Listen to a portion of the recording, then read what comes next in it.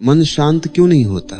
इस प्रश्न को तुम केवल पूछ नहीं रहे हो, तुम जी रहे हो। अगर यह प्रश्न केवल बौद्धिक होता तो इसे पूछकर तुम हल्के हो जाते, लेकिन यह प्रश्न पूछने के बाद भी तुम्हारा मन और भारी हो जाता है। कारण साफ है, प्रश्न तुम्हारे अनुभव से उठा है, शब्दों से नहीं। तुम दिन भर कुछ न कुछ करते हो, रात को सोते समय भी भीतर कुछ चलता रहता है। आंखें बंद हैं, शरीर थका है, लेकिन मन जाग रहा है। विचार ऐसे भाग रहे हैं जैसे किसी ने उन्हें रोकने की जिम्मेदारी ही ना ली हो। मन शांत नहीं होता क्योंकि तुमने मन को कभी देखा ही नहीं। तुम मन के साथ जीते रहे हो, लेकिन मन को जाना नहीं। यह बड़ा अजीब लगता है क्योंकि मन तुम्हारे भीतर है, फिर भी तुम उससे परिचित नहीं हो। तुम शरीर को जानते हो, भूख लगे तो खाना, थकान हो तो आराम, लेकिन मन की भूख, मन की थकान, मन की बेचैनी, इनके साथ तुम क्या करते हो? तुम सोचते हो और ज्यादा सोचकर समाधान खोजते हो। यही सबसे बड़ी भूल है। मन इसलिए अशांत नहीं है कि उसमें बहुत विचार हैं। मन इसलिए अशांत है क्योंकि तुम विचारों से लड़ रहे हो। तुम चाहते हो कि विचार ना आए, और जहां चाह है वहां तनाव है। तुम कहते हो मुझे शांति चाहिए। ध्यान रखना, ये चाहिए ही अशांति की जड़ है। शांति कोई वस्तु नहीं है जिसे पाया जा सके। शांति तुम्हारी स्वाभाविक अवस्था है, लेकिन तुम उसे पाने की कोशिश करके खो देते हो। तुमने कभी देखा है, जब तुम किसी चीज को बहुत जोर से पकड़ते हो तो मुट्ठी में दर्द होने लगता है। मन भी वैसा ही है। तुमने उसे बहुत जोर से पकड़ रखा है। तुम हर विचार को नियंत्रित करना चाहते हो, हर भावना को सुधारना चाहते हो। जीवन को एक प्रोजेक्ट बना लिया है, और प्रोजेक्ट में शांति नहीं होती, वहां केवल लक्ष्य होते हैं। मन शांत नहीं होता क्योंकि तुम भविष्य में जी रहे हो। अभी जो है वो तुम्हें पर्याप्त नहीं लगता। अभी में हमेशा कुछ कमी दिखती है। तुम सोचते हो जब यह हो जाएगा तब शांति मिलेगी, नौकरी मिल जाएगी तब, पैसा आ जाएगा तब, कोई मिल जाएगा तब। लेकिन तब कभी आता नहीं, क्योंकि जब एक तब पूरा होता है तो मन दूसरा तब पैदा कर लेता है। मन का काम ही यही है, भविष्य बनाना, और भविष्य का अर्थ है अभी से भागना। तुम वर्तमान में कभी पूरे नहीं उतरते। शरीर यहां है, मन कहीं और। तुम भोजन कर रहे हो, लेकिन मन कल की चिंता कर रहा है। तुम किसी से बात कर रहे हो, लेकिन मन जवाब तैयार कर रहा है। यह बंटा हुआ जीवन है, और जहां बंटवारा है वहां शांति कैसे होगी? शांति तो अखंडता में है। लोग मुझसे पूछते हैं ध्यान कैसे करें कि मन शांत हो जाए।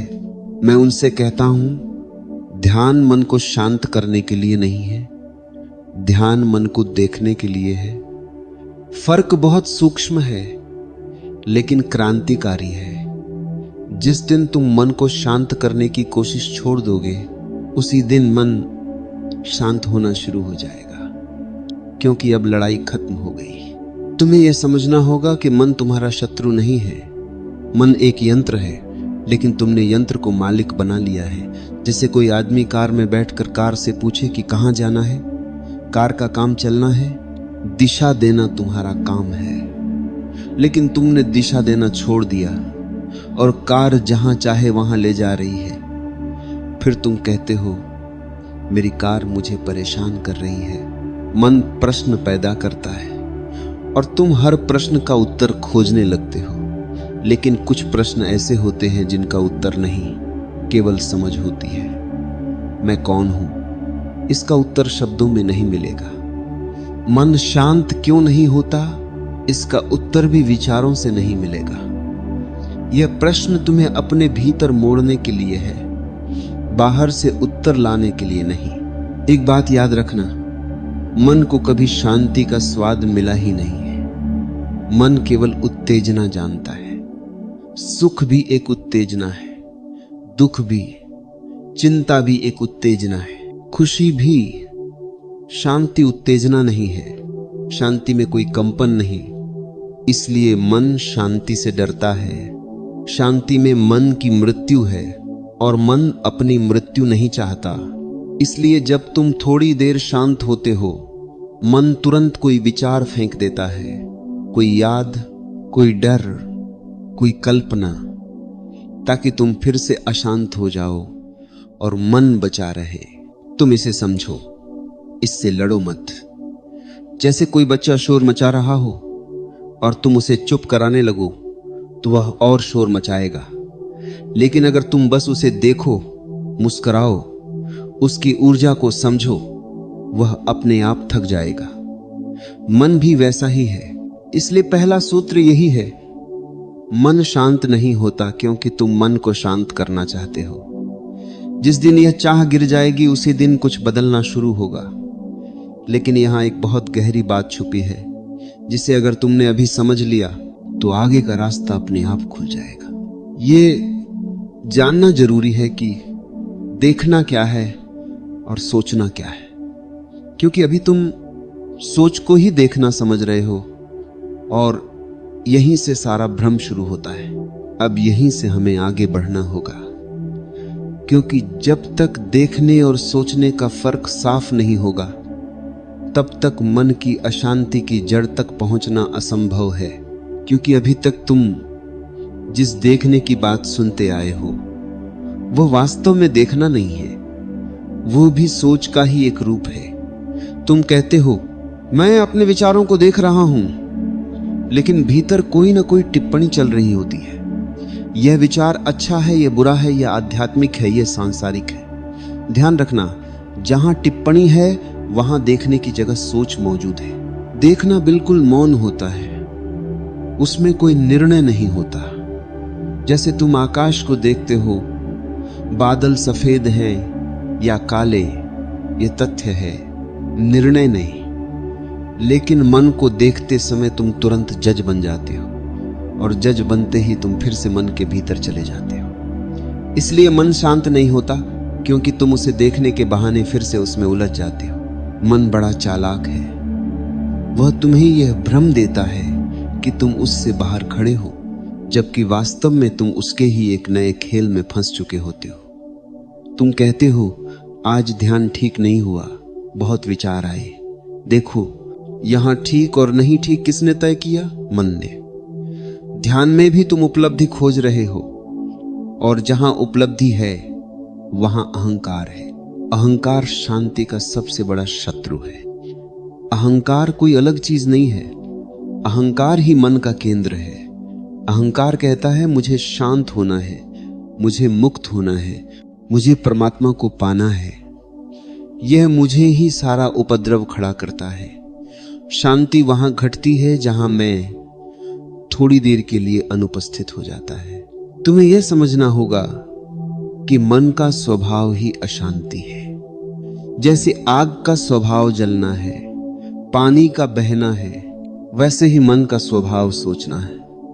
तुम आग से यह अपेक्षा नहीं करते कि वह ठंडी हो जाए, लेकिन मन से तुम अपेक्षा करते हो कि वह न सोचे। यह अपेक्षा ही तुम्हें थकाती है। तो उपाय क्या है? उपाय बहुत सरल है, लेकिन मन को यह सरलता स्वीकार नहीं। उपाय है स्वीकृति। तुम जो हो, जैसे हो, उसे पूरी तरह स्वीकार कर लो। तुम अशांत हो, ठीक है। तुम बेचैन हो, ठीक है। तुम भ्रमित हो, ठीक है। जिस क्षण तुम कहते हो ठीक है, उसी क्षण एक तनाव गिर जाता है, क्योंकि अब तुम अपने खिलाफ खड़े नहीं हो। मन इसलिए भी शांत नहीं होता क्योंकि तुम अतीत को ढो रहे हो। अतीत अब कहीं मौजूद नहीं है, लेकिन स्मृति के रूप में वह तुम्हारे भीतर जीवित है। कोई अपमान, कोई दुख, कोई अपराधबोध, यह सब मन का ईंधन है। तुम सोचते हो यह सब भूल जाना चाहिए, लेकिन भूलने की कोशिश ही स्मृति को और मजबूत कर देती है। अतीत को भूलने का कोई उपाय नहीं है, लेकिन अतीत को देखने का उपाय है। जब कोई स्मृति आए तो उससे लड़ो मत, उसे दबाओ मत, बस देखो जैसे कोई फिल्म चल रही हो। अचानक तुम पाओगे कि स्मृति में वही शक्ति नहीं रही, क्योंकि अब उसे तुम्हारा सहयोग नहीं मिल रहा। मन सहयोग से चलता है। तुम सहयोग बंद कर दो, मन धीरे धीरे थक जाएगा। तुम उसे खाना मत दो, और खाना क्या है? प्रतिक्रिया। हर विचार पर प्रतिक्रिया देना, हर भावना में बह जाना, यही मन का भोजन है। एक बात और समझ लो, तुम सोचते हो कि तुम सोच रहे हो, लेकिन वास्तव में विचार तुम पर घट रहे हैं। विचार तुमसे पूछकर नहीं आते, वे अचानक प्रकट हो जाते हैं। अगर वे तुम्हारे होते तो तुम उन्हें रोक सकते थे, लेकिन तुम नहीं रोक पाते। इसका अर्थ है विचार तुम्हारी संपत्ति नहीं है, वे मन के आकाश में बादलों की तरह हैं, और तुम वह आकाश हो। लेकिन तुमने खुद को बादल मान लिया है, इसलिए जब बादल आते हैं तुम घबरा जाते हो। तुम कहते हो आज बहुत अंधेरा है, लेकिन आकाश कभी अंधेरा नहीं होता। जब तुम यह समझने लगते हो कि तुम विचार नहीं हो, तो एक दूरी बनती है। यह दूरी ही ध्यान है। ध्यान कोई अभ्यास नहीं, एक समझ है, और समझ के साथ कोई जोर नहीं लगता। तुमने शायद गौर किया होगा, जब तुम किसी काम में पूरी तरह डूब जाते हो, जैसे कोई कलाकार चित्र बना रहा हो, कोई संगीतकार सुर में खो गया हो, उस समय मन शांत होता है। क्यों? क्योंकि मैं पीछे हट गया है, वहां केवल क्रिया बची है। लेकिन जैसे ही तुम कहते हो वाह कितना अच्छा कर रहा हूं, मन वापस आ जाता है। शांति कोई स्थायी अवस्था नहीं है जिसे पकड़कर रखा जा सके। शांति आती है और जाती है, लेकिन जब तुम उसे पकड़ने की कोशिश नहीं करते, तब वह ठहरने लगती है। अब यहां से एक और गहरा मोड़ आता है, क्योंकि अभी तक तुम मन को देख रहे हो, अतीत को देख रहे हो, विचारों को देख रहे हो। लेकिन सवाल उठता है, देखने वाला कौन है? अगर तुम ये मान लेते हो कि देखने वाला भी मन ही है, तो फिर तुम चक्र में फंस जाओगे। लेकिन अगर तुम थोड़ी देर के लिए इस प्रश्न को खुला छोड़ दो, बिना उत्तर खोजे, तो एक अजीब सा सन्नाटा पैदा होगा। उसी सन्नाटे में पहली बार तुम शांति की झलक पाओगे। अब बात मन की नहीं रह जाती, अब बात साक्षी की होती है। लेकिन साक्षी को समझना आसान नहीं है, क्योंकि उसे शब्दों में नहीं पकड़ा जा सकता। क्योंकि साक्षी को समझने की जल्दी ही सबसे बड़ा खतरा है। मन तुरंत कहता है, अच्छा तो अब मुझे साक्षी बनना है, और उसी क्षण साक्षी भी एक नई पहचान बन जाती है। तुम कहते हो मैं साक्षी हूं। ध्यान रखना, जहां मैं आया वहां साक्षी गया। साक्षी कोई भूमिका नहीं है जिसे निभाया जाए, वह तो तब प्रकट होता है जब सारी भूमिकाएं गिर जाती हैं। साक्षी होना कोई करना नहीं है। यही बात मन को सबसे कठिन लगती है। मन कर्म से जीता है, प्रयास से जीता है। तुम अगर उससे कहो कुछ मत करो, तो वो घबरा जाता है, क्योंकि उसका अस्तित्व ही करने पर टिका है। इसलिए वो साक्षी को भी करने की चीज बना लेता है। वो कहता है बैठो, देखो, ध्यान रखो, और फिर तुम भीतर तनाव अनुभव करते हो। साक्षी का अर्थ है जो घट रहा है उसे ऐसे देखना जैसे उसका तुमसे कोई निजी संबंध नहीं है। दुख आए देखो, सुख आए देखो, ऊब आए देखो, उत्साह आए देखो, लेकिन देखना बिना छुए। जैसे रास्ते पर खड़े होकर तुम लोगों को आते जाते देखते हो, तुम उनके साथ घर नहीं चले जाते। लेकिन यहां एक सूक्ष्म बात है, तुम सोचते हो कि तुम देख रहे हो, वास्तव में देखने की घटना घट रही है और तुम उसमें हस्तक्षेप नहीं कर रहे। जैसे आंखें खुली हों और दृश्य अपने आप दिख रहा हो। आंखें यह तय नहीं करती कि क्या दिखेगा, वे बस खुली रहती हैं। साक्षी ऐसी ही खुली अवस्था है। मन इसलिए अशांत रहता है क्योंकि वह हर चीज में कूद पड़ता है। कोई विचार आया मन उसमें कूद गया। कोई भावना उठी, मन उसमें डूब गया। मन तैरना नहीं जानता, वह या तो डूबता है या लड़ता है। साक्षी तैरना है, न डूबना न लड़ना। तुम पूछोगे, लेकिन अगर मैं बस देखता रहूं तो जीवन कैसे चलेगा? ये डर भी मन का है। जीवन तुम्हारे देखने से नहीं चलता, जीवन अपने नियम से चलता है। दिल तुम्हारे सोचने से धड़कता नहीं, सांस तुम्हारे नियंत्रण से चलती नहीं। जीवन पहले से चल रहा है, तुम बस उसमें उलझे हुए हो। जब तुम साक्षी होते हो तो जीवन अधिक कुशल हो जाता है, क्योंकि अब निर्णय घबराहट से नहीं आते, अब प्रतिक्रिया की जगह उत्तर आता है। फर्क समझना, प्रतिक्रिया अतीत से आती है, उत्तर वर्तमान से। अभी तुम किसी की बात सुनते हो और भीतर तुरंत पुरानी स्मृतियां सक्रिय हो जाती हैं। किसी ने कुछ कहा और तुम्हें बचपन का कोई अपमान याद आ गया, फिर तुम उसी पुराने घाव से बोलते हो। यह प्रतिक्रिया है। साक्षी होने पर तुम सुनते हो, पूरा सुनते हो, और फिर जो उत्तर निकलता है वह ताजा होता है, उसमें बोझ नहीं होता। मन को यह स्वतंत्रता पसंद नहीं, क्योंकि साक्षी होने पर मन का नियंत्रण टूटने लगता है। मन का सारा राज तुम्हारी पहचान पर टिका है।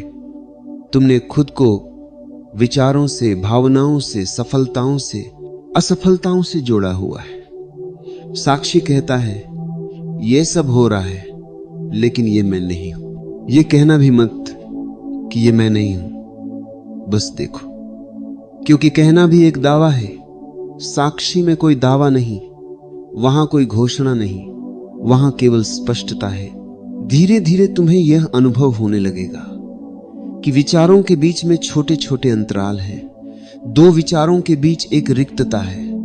पहले तुम उसे देखते नहीं थे, क्योंकि तुम विचारों के पीछे भाग रहे थे। अब तुम्हारी नजर उस खाली जगह पर भी पड़ने लगेगी। वही खाली जगह शांति का द्वार है। लेकिन ध्यान रखना, उस रिक्तता को पकड़ने मत दौड़ना। जैसे ही तुम उसे पकड़ने की कोशिश करोगे, विचार फिर आ जाएंगे, क्योंकि पकड़ना भी मन का काम है। रिक्तता तब प्रकट होती है जब तुम कुछ नहीं करते। तुमने कभी गहरी नींद का अनुभव किया है? वहां कोई विचार नहीं, कोई मैं नहीं, फिर भी सुबह तुम कहते हो मैं बहुत अच्छी नींद सोया। कौन जानता है, कोई साक्षी वहां भी मौजूद है, लेकिन वह जागरूक नहीं, वह बीज रूप में है। ध्यान में वही साक्षी जागृत हो जाता है। इसलिए ध्यान का अर्थ है जागृत नींद। और मन को यह बहुत अजीब लगता है, क्योंकि वह या तो पूरी तरह जागता है तब बेचैन, या पूरी तरह सोता है तब बेहोश। बीच की अवस्था जहां जागरूकता है लेकिन विचार नहीं, मन के लिए अपरिचित है। यहीं पर लोग डर जाते हैं। जैसे ही मन थोड़ा ढीला पड़ता है, एक खालीपन महसूस होता है और मन कहता है कुछ गलत हो रहा है, क्योंकि मन का अस्तित्व शोर पर टिका है। शांति में उसे अपनी मृत्यु की गंध आती है, लेकिन यह मृत्यु वास्तविक नहीं है। यह केवल मन की मृत्यु है, तुम्हारी नहीं। बल्कि पहली बार तुम्हारा जन्म यहीं से होता है। अगर तुम इस बिंदु तक ईमानदारी से पहुंच गए तो अब एक आखिरी प्रश्न बचता है। जब विचार भी देखे जा रहे हैं, भावनाएं भी देखी जा रही हैं, यहां तक कि मैं की अनुभूति भी देखी जा रही है, तो फिर शेष क्या रह जाता है? इस प्रश्न का उत्तर मत खोजो, क्योंकि उत्तर खोजते ही तुम फिर सोच में चले जाओगे। इस प्रश्न को ऐसे ही खुला छोड़ दो। यही प्रश्न तुम्हें उस दरवाजे तक ले जाएगा जहां मन पूरी तरह चुप हो जाता है, क्योंकि जब तक तुम शांति को एक अनुभव मानते रहोगे तब तक वह आती जाती रहेगी। अनुभव का स्वभाव ही यही है, वह पैदा होता है, टिकता है, फिर मिट जाता है। सुख का अनुभव आया, फिर चला गया। ध्यान में एक सुंदर शांति आई, फिर विचार लौट आए, और तब तुम निराश हो गए। तुम कहते हो कल तो ध्यान बहुत गहरा था, आज वैसा नहीं है। ध्यान रखना, यह तुलना ही तुम्हें फिर मन में ले आई। शांति कोई अनुभव नहीं है, शांति तुम्हारा स्वभाव है। और स्वभाव कभी आता जाता नहीं, केवल उस पर परतें चढ़ जाती हैं जैसे आकाश पर बादल आ जाते हैं। आकाश ये नहीं कहता कि आज मैं कम आकाश हूं, बादल आए बादल गए, आकाश वही रहता है। लेकिन तुमने अपने अस्तित्व को अनुभवों से जोड़ लिया है। तुम कहते हो आज मैं अच्छा महसूस कर रहा हूं, आज मैं बहुत बेचैन हूं। तुम अपने आप को भावनाओं के तराजू पर तौलते रहते हो, और जो चीज तौली जा रही है वह स्थिर कैसे रह सकती है? मन इसलिए शांत नहीं होता क्योंकि तुम मन से शांति चाहते हो। ये बात फिर दोहरानी पड़ेगी, क्योंकि यही अंतिम सूत्र है। मन से जो भी मांगा जाएगा वह विकृत होकर मिलेगा। मन प्रेम मांगे तो आसक्ति बन जाती है, मन ध्यान मांगे तो संघर्ष बन जाता है, मन शांति मांगे तो सुस्ती या पलायन बन जाता है। शांति तब घटती है जब तुम मांगना छोड़ देते हो, जब तुम कहते हो जो है वही ठीक है। यह स्वीकार कोई समझौता नहीं है, यह विद्रोह है। यह मन के खिलाफ सबसे बड़ा विद्रोह है, क्योंकि मन कहता है अभी कुछ और होना चाहिए, और तुम कहते हो नहीं, यही पर्याप्त है। जिस क्षण तुम वर्तमान से लड़ना बंद कर देते हो, उसी क्षण वर्तमान अपने पूरे सौंदर्य के साथ प्रकट हो जाता है। अभी भी शांति मौजूद है, लेकिन तुम भविष्य की शांति की कल्पना में अभी की शांति को देख नहीं पा रहे हो। लोग सोचते हैं कि सन्यासी होना मतलब दुनिया छोड़ देना। नहीं, सन्यासी होना मतलब मांग छोड़ देना। मांग ही संसार है। जहां मांग नहीं वहां संसार नहीं। तुम बाजार में भी रहो, भीड़ में भी रहो, अगर भीतर कोई मांग नहीं है तो तुम अकेले हो, शांत हो। अब एक अंतिम भ्रांति को समझ लो। तुम सोचते हो कि अगर मन शांत हो गया तो तुम निष्क्रिय हो जाओगे, कुछ करने की ऊर्जा नहीं बचेगी। यह डर पूरी तरह झूठा है। मन की अशांति ऊर्जा को खा जाती है, शांति ऊर्जा को मुक्त करती है। आज तुम बहुत कुछ करते हो लेकिन थके हुए हो। शांत व्यक्ति कम करता है, लेकिन जो करता है पूरे मन से करता है। उसके कर्म में बिखराव नहीं होता, इसलिए उसका जीवन साधारण होकर भी प्रभावशाली होता है। शांत व्यक्ति कोई विशेष दिखाई नहीं देता, यही उसकी विशेषता है। वह चमत्कारी नहीं लगता, क्योंकि चमत्कार मन को आकर्षित करते हैं। शांति अहंकार को भोजन नहीं देती, इसलिए मन उसे नजरअंदाज कर देता है। लेकिन जो व्यक्ति शांति में जीने लगा, उसके जीवन में एक सुगंध फैलने लगती है। वह कुछ कहे न कहे, लोग उसके पास आकर हल्के हो जाते हैं, क्योंकि शांति संक्रामक होती है, अशांति भी संक्रामक होती है। तुमने देखा होगा, एक व्यक्ति घबराया हुआ हो तो पूरा कमरा बेचैन हो जाता है। वैसे ही एक व्यक्ति गहरे शांत में हो तो बिना कुछ बोले बहुत कुछ घट जाता है। अब तुम पूछोगे तो मुझे करना क्या है? यह प्रश्न ही छोड़ दो, क्योंकि अब तक तुमने देख लिया कि करने से कुछ नहीं हुआ। अब केवल एक बात स्मरण रखो, जब भी मन अशांत हो उसे ठीक करने मत दौड़ो, बस उसे जानो अशांति आए और तुम कहो अच्छा अशांति आई है। चिंता आए और तुम कहो अच्छा चिंता आई है।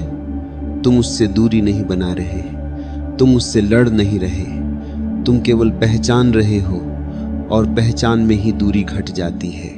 धीरे धीरे एक दिन ऐसा आएगा जब तुम पाओगे कि मन शांत है और तुमने कुछ किया ही नहीं, और उसी क्षण अगर तुमने कहा वाह मैं शांत हो गया, तो शांति फिर फिसल जाएगी। इसलिए कुछ मत कहना, जीवन को बिना टिप्पणी के जीने का स्वाद लो। यह सबसे बड़ा ध्यान है। चलते हुए चलना, खाते हुए खाना, सुनते हुए सुनना, बिना भीतर किसी टिप्पणी के। जब टिप्पणी गिर जाती है तो मन अपने आप गिर जाता है, और जब मन गिरता है तब शांति आती नहीं, प्रकट होती है। जैसे पर्दा हटे और सूर्य दिखाई दे। याद रखना, मन को शांत करना लक्ष्य नहीं है, मन को समझ लेना पर्याप्त है। समझ के साथ मन ढीला पड़ जाता है, और जब मन ढीला पड़ता है तब जो बचता है वही तुम हो, और वही शांति है।